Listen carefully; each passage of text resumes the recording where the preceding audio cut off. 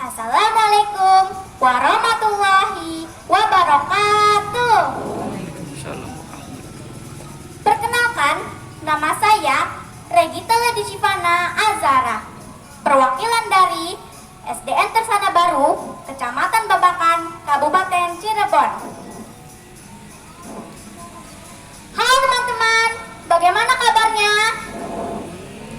Alhamdulillah. Teman-temanku yang saya cintai, hadirin, dan dewan juri yang saya hormati. Cerita yang akan saya bawakan adalah benda si jamblang untuk dimakan. Kira-kira cerita apa yang akan saya bawakan? Ya, belisik tahu di daerah Kediri, wanita cantik Nimas Gandasari. Begini ceritanya. Teman-teman, Nimas Gandasari adalah sebutan untuk Mutmainah, murid dari Kiku Cirebon dan putri dari Syekh Datuk Soleh dari Pasai. Terkenal sebagai wanita berilmu agama dengan kesaktian yang tinggi. Juga memiliki kecantikan yang tiada tara.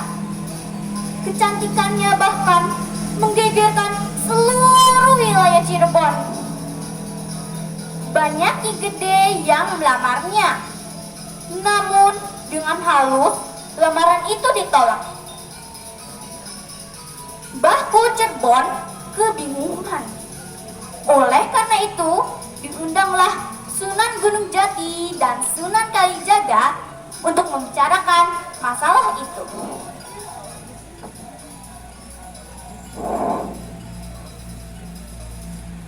Anakku Sunan Jati dan Sunan Kali, Rama harap kalian berdua dapat memberikan jalan keluar tentang persoalan Gandasari.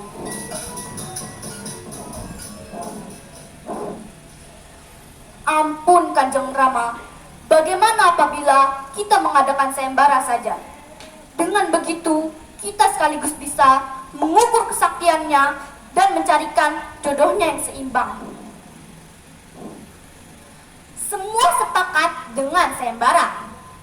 Barang siapa yang dapat mengalahkan Nimas Gandasari, maka ia berhak menjadi jodohnya. Pada waktu yang telah ditentukan, sayembara pun dimulai.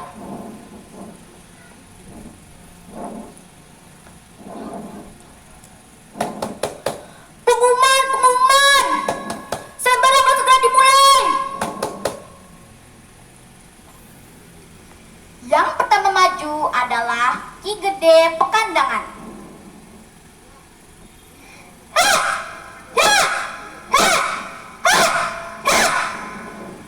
Dengan mudah, Nimas Gandasari dapat mengalahkan penggede dari Indramayu itu.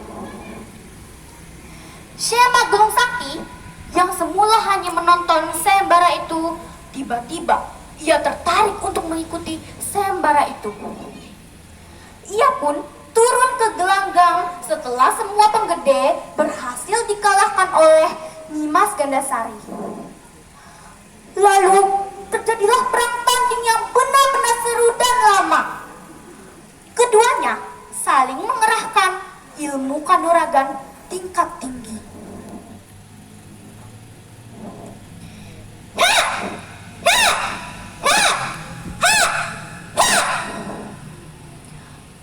Sunan Kalijaga yang menjadi penengah dalam sayembara itu merasa khawatir jika kedua satria pilihan itu ada yang celaka. Oleh karena itu, dengan kesaktiannya, Sunan Kalijaga melibatkan diri dalam pertarungan tersebut tanpa diketahui keduanya. Mendadak, Nyimas Gandasari terdesak. Lama-kelamaan, gerakannya tidak gesit lagi.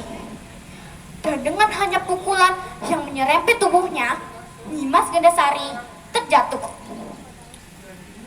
Seluruh rakyat yang menyaksikan sayembara itu bersorak-sorai. Hidup sama Gelung! Hidup sama Gelung! Hidup sama Gelung!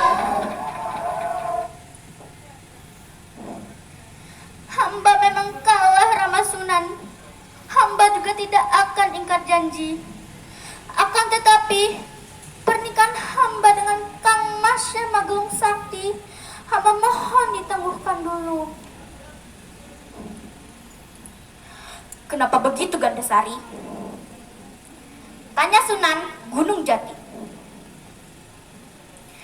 Sekali lagi, ampun Rama Sunan. Tugas dan pengabdian hamba pada Cirebon belumlah tuntas. Oleh karena itu, sudilah Rama Sunan mengabulkan permohonan hamba.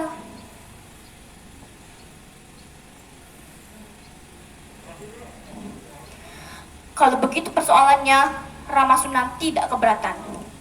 Tetapi, bagaimana dengan kau, Magelung?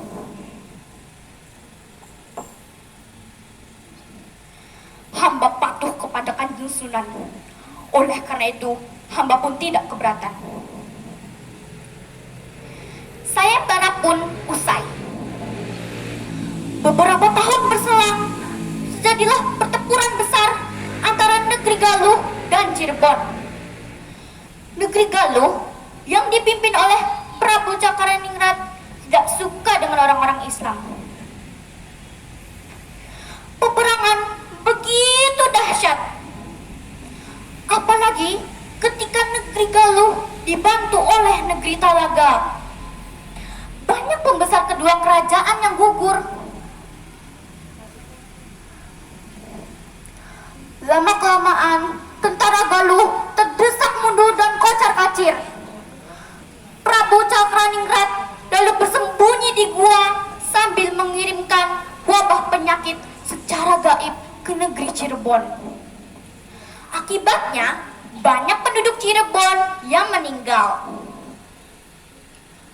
Melihat kenyataan itu, Mbahku Cirebon teringat kembali peristiwa saat ia dititipi Mutmainah atau Nyimas Gandasari untuk menjadi muridnya. Firasatnya waktu itu, di Cirebon akan terjadi perang besar melawan negeri Galuh dan Gandasarilah yang dapat mengalahkan musuh. Teringat hal itu, Mbahku Cirebon segera menemui Sunan Gunung Jati. Sepakat untuk mengutus Nyimas Gandasari menghadap Prabu Cakraningrat. Kemudian berangkatlah Nyimas Gandasari menemui Prabu Cakraningrat yang sedang bertapa di dalam gua sambil mengirimkan wabah maut ke negeri Cirebon. Prabu Cakraningrat amat terkejut dengan kedatangan Gandasari. Ketahuilah, hai Prabu Cakraningrat, aku bukanlah wanita murahan. Aku adalah Gandasari, utusan negeri Cirebon. Maka bersiaplah menghadapi seranganku.